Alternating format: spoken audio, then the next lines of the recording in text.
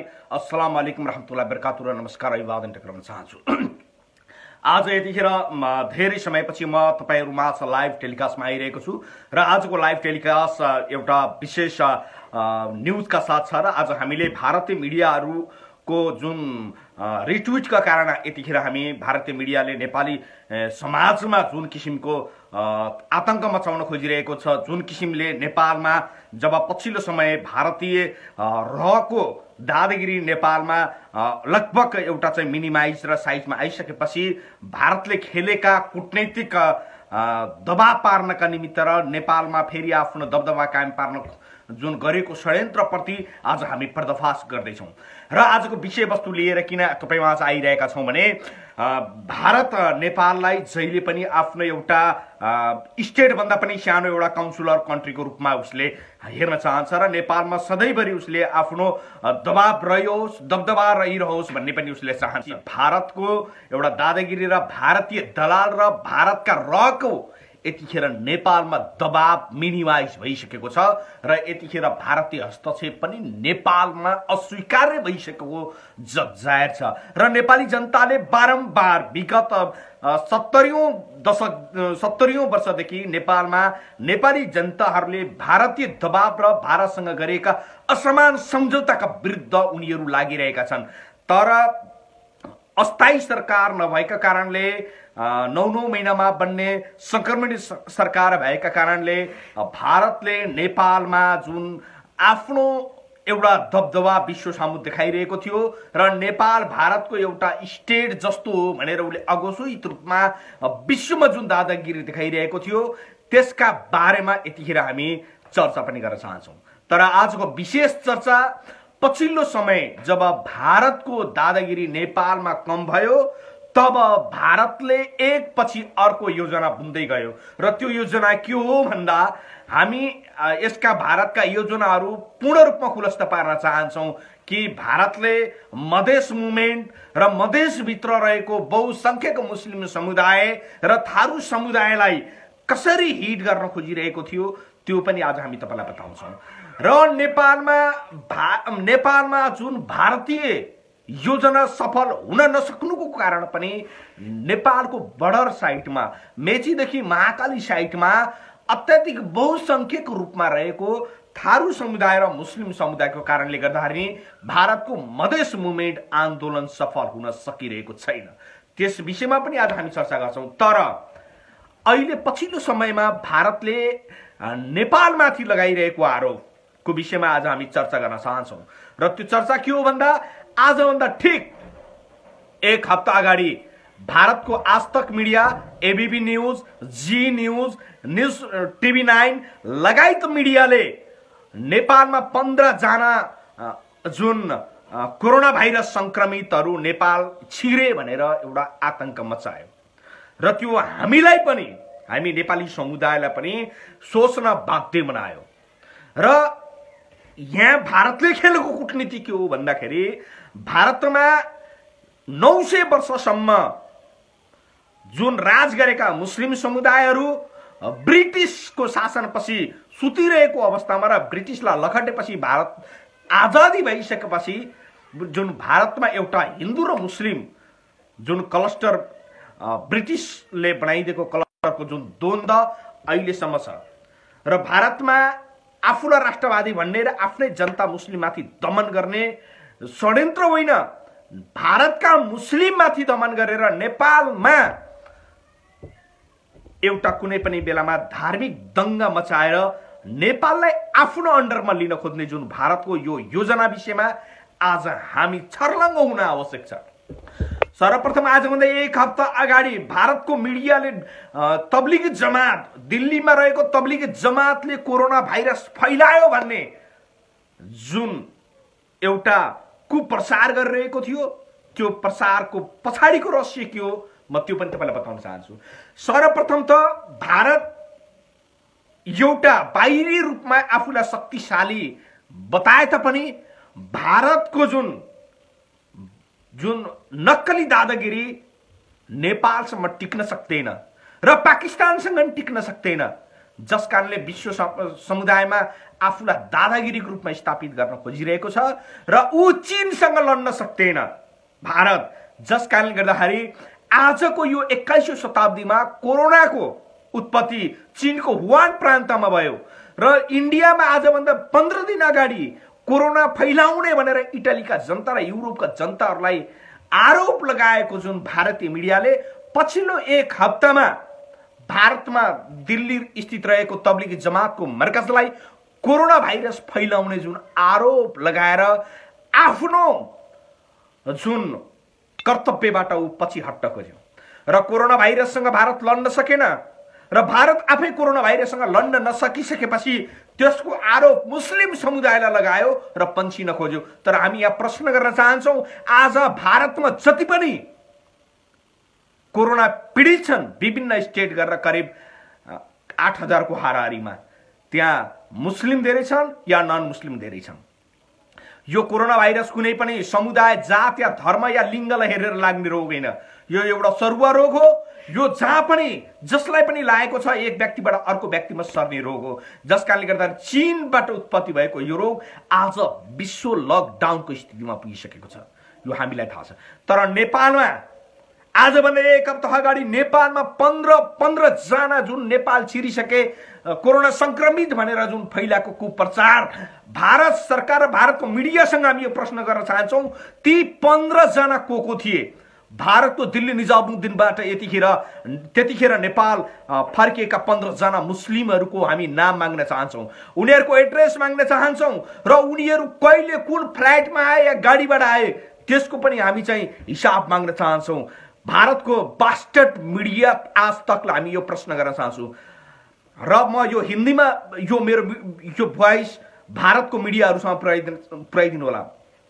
Mister Aaj Tak, ABP news, Zee news and TV9, हम ये सवाल करना चाहते कि तुम लोग को कि नेपाल में वो जो गए 15 लोग जो थे, जो 15 लोग थे जो भारत के दिल्ली निजामुद्दीन से निकले हुए, वो 15 लोग कौन कौन थे हम जानना चाहते हैं। साले टीवी में बैठते तो कुछ भी बोल जाओगे और नेपाल में जो ऐसे आतंक मचाने की जो कोशिश कर रहे हो ना, ये हमें बर्दाश्त नहीं होगा। अरे भाई, मैं उस परिवार से बिलोंग करते हैं। साले तेरा बाप का जो, तेरा माँ और तेरा भाई और तेरा मुल्क का जो है ना सीमाना का बॉर्डर का रक्षा करने वाला, साला मेरा घर से था।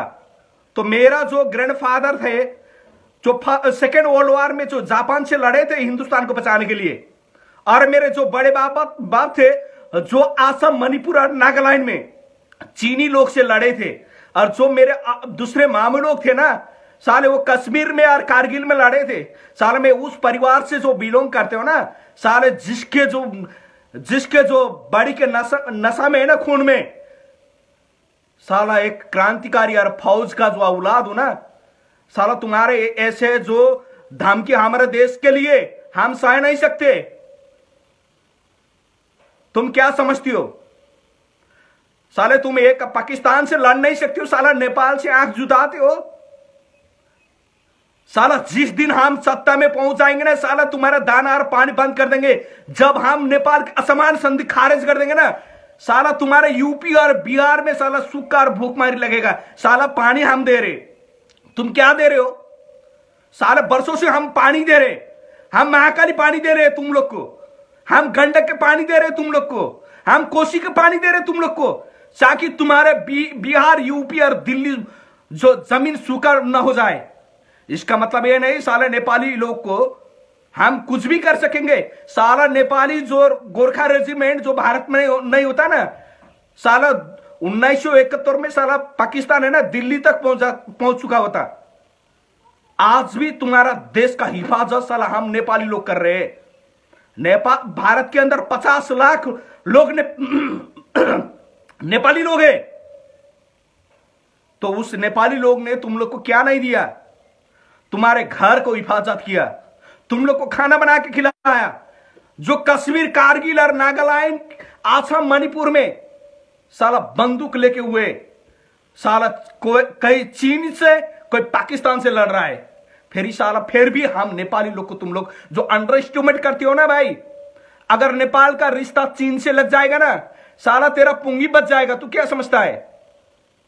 क्या समझता है साला? नेपाल में हम जैसे लोग भी है, हाँ भाई, मैं एक खराल खानदान से हूं, I am revered Muslim, but ये नहीं है कि साला मेरे देश का कोई भी नागरिक को तू ऐसे ही आरोप लगाए।